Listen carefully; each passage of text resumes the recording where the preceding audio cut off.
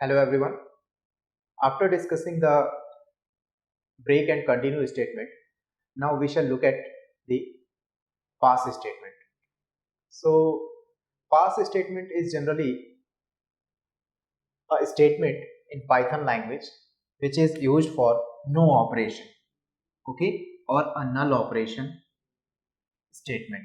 And when encountered and executed, nothing happens. So, ये ध्यान रखना है आपको कि पास स्टेटमेंट को जब हम एग्जीक्यूट करते हैं तो कुछ भी हैपन नहीं होता, ठीक है. No operation will happen. It is useful as a placeholder when a statement is required syntactically but no code needs to be executed. So इसको हम Python language में as a placeholder use करते हैं. Means in some cases let's say अगर आप कोई project build कर रहे हैं and in some line of codes आपको कुछ फंक्शनैलिटी जो है ध्यान में नहीं है, तो उस केस में आप क्या कर सकते हो, pass as a placeholder use कर सकते हो. एंड जब उन फंक्शनैलिटीज की जरूरत पड़ेगी तो आप उस पास प्लेस होल्डर को हटा के उन पर्टिकुलर फंक्शनैलिटी को इंप्लीमेंट कर सकते हो. ठीक है, तो पास स्टेटमेंट और कमेंट बिल्कुल सिमिलर होते हैं. कमेंट भी एग्जीक्यूट कमेंट, लेकिन डिफरेंस ये है कि कमेंट जो है पाइथन इंटरप्रेटर उसको इग्नोर कर देता है, लेकिन पास स्टेटमेंट को वो इग्नोर नहीं करता है, उसको रन करता है, लेकिन उसकी जगह कोई ऑपरेशन परफॉर्म नहीं होता है. So it is similar to a comment. However comments are ignored by the interpreter. ठीक है, कमेंट्स जो है इग्नोर किया जाता है पाइथन इंटरप्रेटर के जरिए. Where as for pass statement it is not. Pass statement को हम इग्नोर नहीं करते हैं, पाइथन इंटरप्रेटर उसे इग्नोर नहीं करता है. It is still counted as a valid statement, और ये वैलिड स्टेटमेंट काउंट होता है. Now the syntax for pass statement is simply a password. तो आपको स्मॉल लेटर्स में पासवर्ड लिखना है. ठीक है, now we shall look at the example कि कैसे इसको हम पाइथन लैंग्वेज में इंप्लीमेंट करेंगे. So in this example let's say I have a number of list and list के अंदर मेरे पास टोटल 10 वैल्यूज प्रेजेंट है. सो नंबर एक वेरिएबल लेते हैं, नंबर्स इज इक्वल टू, और लिस्ट के अंदर total 10 values 1 2 3 4 5 6 7 8 9 and 10. Okay, then after that मैं फॉर लूप का यूज करूंगा. For and variable let's say item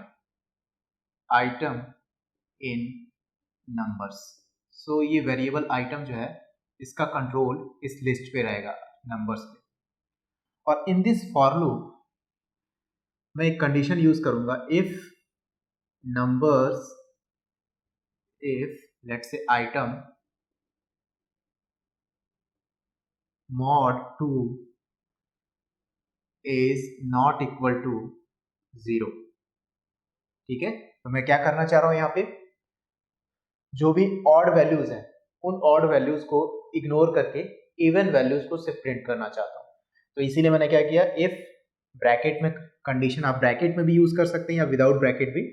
let's say आपने ब्रैकेट यूज किया, if item mod 2 is not equal to 0, इसका मतलब इस पर्टिकुलर नंबर्स में वो वैल्यूज जो 2 से डिविजिबल नहीं है, देन उस केस में मैं क्या करूंगा, पास स्टेटमेंट का यूज करूंगा. And if the values are divisible by 2, तो सिंपली मैं उसे प्रिंट कर दूंगा, एल्स पार्ट में एल्स प्रिंट एंड ब्रैकेट में item. Okay, now let's just analyse this program. So in output first हमारे पास नंबर्स है, नंबर्स में टोटल 1 से लेकर 10 तक की लिस्ट हमारे पास है. हमने क्या किया, एक वेरिएबल डिक्लेयर किया आइटम. सो आइटम कंट्रोल कर रहा है इस लिस्ट को. सबसे फर्स्ट वैल्यू उसने फैच की 1. ठीक है, 1 को उसने कंडीशन से चेक किया, 1 इज डिविजिबल बाय 2. क्या 1 को 2 से डिवाइड करने पर रिमाइंडर 0 आ रहा है? नो.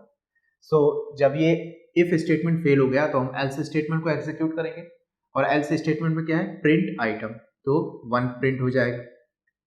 नाउ सेकेंड बार जब लूप चलेगा तो आइटम की वैल्यू हो जाएगी 2. तो कंडीशन को चेक करेंगे, 2 mod 2 is not equal to 0. क्या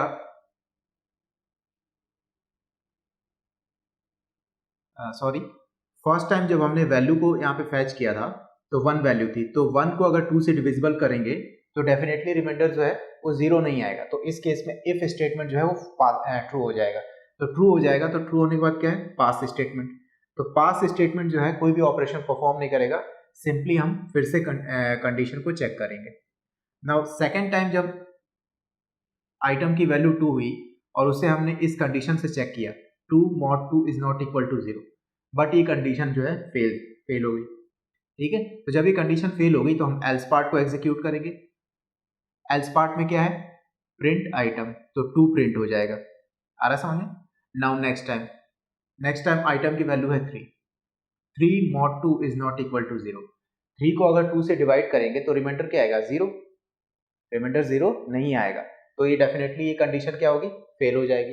तो ये कंडीशन ट्रू हो जाएगी। ठीक है, 3 इज नॉट इक्वल टू 0, ये कंडीशन ट्रू हो जाएगी। Then pass will execute, pass execute होगा तो वापस से फॉर लूप पे जाएंगे। ठीक है, फिर आइटम की वैल्यू हो गई 4, इस केस में ये कंडीशन फॉल्स हो गई, तो हम क्या करेंगे, एल्स को एग्जीक्यूट करेंगे। तो 2 4, देन आइटम की वैल्यू हो जाएगी 5, इस केस में ये कंडीशन जो है ट्रू हो जाएगी। जब आइटम की वैल्यू 5 हो जाएगी तो ये कंडीशन ट्रू हो जाएगी और एल्स पार्ट फॉल्स हो जाएगा, तो 5 प्रिंट नहीं होगा। नाउ नेक्स्ट टाइम आइटम की value 6, then if condition will fail and else condition will pass. Else condition जो है ट्रू हो जाएगी, तो प्रिंट हो जाएगा 6। नाउ नेक्स्ट टाइम आई की वैल्यू हो गई 7, आइटम की वैल्यू 7 हो गई, तो ये कंडीशन जो होगी वो क्या हो जाएगी, ये कंडीशन पास हो जाएगी, कंडीशन ट्रू हो गई। पास को एग्जीक्यूट करोगे तो 7 प्रिंट नहीं होगा। नेक्स्ट टाइम 8 के कंडीशन में फेल हो जाएगा और एल्स ट्रू हो जाएगा, तो 8 will be printed. Okay, then next value is 9, 9 के कंडीशन केस में इफ कंडीशन ट्रू हो जाएगी तो पास एग्जीक्यूट होगा, तो 9 प्रिंट नहीं होगा। एंड लास्ट टाइम 10, 10 के केस में if part is failed, okay, and then else part is true, तो एल्स पार्ट अगर ट्रू है तो 10 प्रिंट हो जाएगा। Okay, so in this example हमने इवन वैल्यूज को प्रिंट किया और ऑड वैल्यूज को इग्नोर कर दिया। तो ऑड वैल्यूज को इग्नोर करने के लिए यहाँ पे हमने पास स्टेटमेंट का यूज किया है। Okay, so in control flow statement हमने टोटल 3 स्टेटमेंट्स का जो है लर्न किया। फर्स्ट था ब्रेक, सेकंड था कंटिन्यू एंड थर्ड था पास स्टेटमेंट। ब्रेक के केस में हम क्या करते हैं, जब भी हमें लूप से एग्जिट करना हो तो उसके लिए हम ब्रेक स्टेटमेंट का यूज करते हैं। ठीक है, कंटिन्यू के केस में हम क्या करते थे, हमें इटरेशन के किसी पार्ट को अगर एग्जीक्यूट नहीं करना है तो हम कंटिन्यू स्टेटमेंट का यूज करके डायरेक्टली वापस से लूप पे जा सकते हैं। एंड पास स्टेटमेंट की हेल्प से हम सम पर्टिकुलर कोड्स को जो है इग्नोर कर सकते हैं। ठीक है, जो भी ऑपरेशन अगर आप परफॉर्म नहीं करना चाहते हैं तो उसके लिए आप क्या करेंगे, पास स्टेटमेंट का यूज करेंगे। Okay, so that's all about control flow statement.